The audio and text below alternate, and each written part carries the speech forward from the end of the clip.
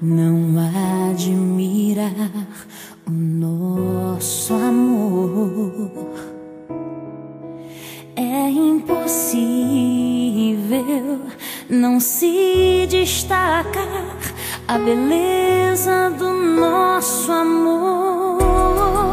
Somos a prova para muitos que deixam morrer um sonho de um lar tão feliz. Somos um bom testemunho para o mundo enxergar que em Deus o amor não tem como errar, que vale a pena amar.